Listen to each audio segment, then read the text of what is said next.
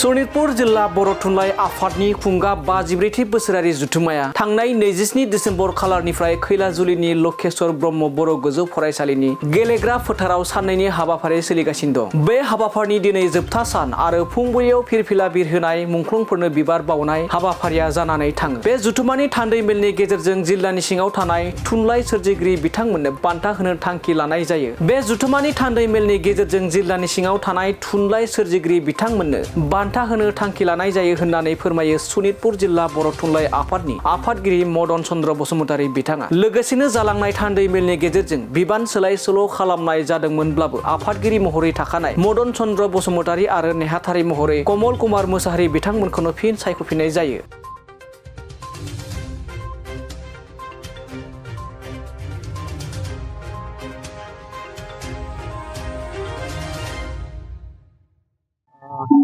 गोजोननाय मोनदों गोजोन फुंबिलि दा गिबियावनो जों सनितपुर जिल्ला बर' थुनलाइ आफादनि जानानै थुनलाइयारि गाहाम हामलायनाय जासिहरदों। दा जों खैलाजुलि गुदि बर' थुनलाइ आफादनि बानजायनायावहा दा मोनसे जोंनि जिल्ला आफादनि 53थि जथुम्मा खुंनायनि जा लाहार फाहार खालामबाय बेफोर समायना जादों, मोजां जादों। आरो बे फिरफिला बिरहोनायजों लोगोसे जोंनि बिथांमोन बिहोमा होगिरि जाय थुनलाइ सोरजिगिरि गेदेमा बिथांमोननि मान होनानै बिबार बावनाय बे हाबाफारि जालांबाय। लोगोसे दा मुंख्लंफोरनो बिबार बावनाय सोलिगासिनो दङ बे हाबाफारिया। जों दिनै मोनसे रादाब फोरमायनो नागिरदों। दिनैनि बे समावहा मैया जोंनि जा जिल्ला आफादनि सानब्रै मेल खुंनाय जादोंमोन। बेयाव मोनसे थांखि लानाय जादों।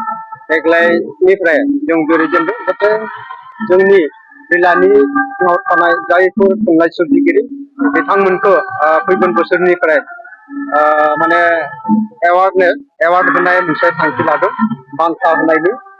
बेखौ जाहाथे जों फैगौ 55 बोसोर रायजो जथुम्मा बेवहाय जों बे बान्थाखौ राननो हायो बेखौ फोसावखानाय जादों।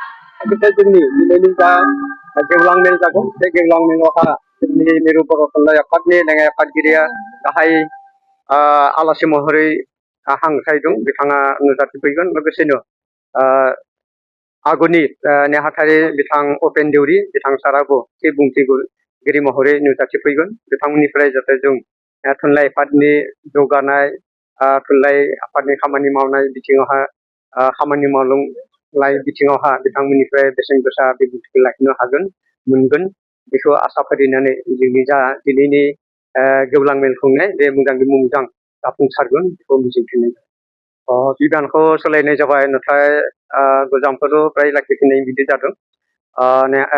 नेहाथारि सासे सोलायनाय बेनिफ्राय लेङाइ आफादगिरि सानैखौ गोदानै सायख'नाय जादों। सिगांनिया थाबाय